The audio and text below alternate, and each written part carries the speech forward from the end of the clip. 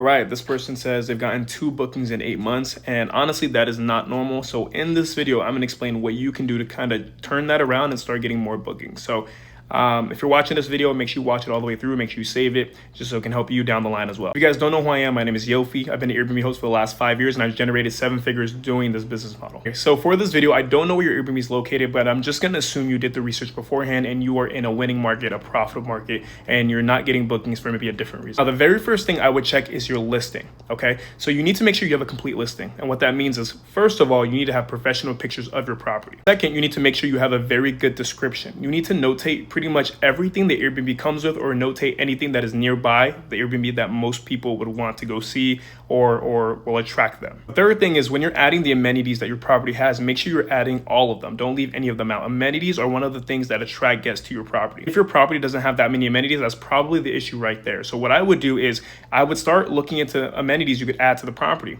What you can do is you can look up the Airbnbs that are near yours and see what amenities they have and see if you can add it to yours. A lot of people get properties and they put maybe one bed and a desk in there and they do the bare minimum and they call it a day. I'm not saying that's what you did, but a lot of the times that's why people don't get bookings, because their Airbnb is just very bare. The thing we need to check is pricing. So if you're in a good market, you have a good listing, you have professional pictures, the last thing is usually pricing. And I see it a lot. I have a lot of people that reach out to me that have solid listings, have solid Airbnbs in a great market, but their pricing doesn't make any sense. If you checked off all the earlier boxes, and I'm telling you right now, it's most likely your pricing. You need to have a good understanding of dynamic pricing, which is pricing your days of the week based on demand. Meaning your weekend should be priced higher and then your weekdays should be priced lower. What you also could be doing is maybe you're just overpriced. So what I want you to do is I want you to look up similar Airbnbs in the area and see what they're pricing their Airbnbs. And now lastly, reviews. I'm not too sure how many bookings you've gotten or what your reviews look like, but if your reviews aren't as good as the surrounding Airbnbs, you cannot charge as much as them. If they have better reviews than you, then they can charge more and vice versa. So if your reviews aren't looking that good, your pricing has to reflect that. So to sum it all up, does your property have a complete listing? Does it have professional pictures?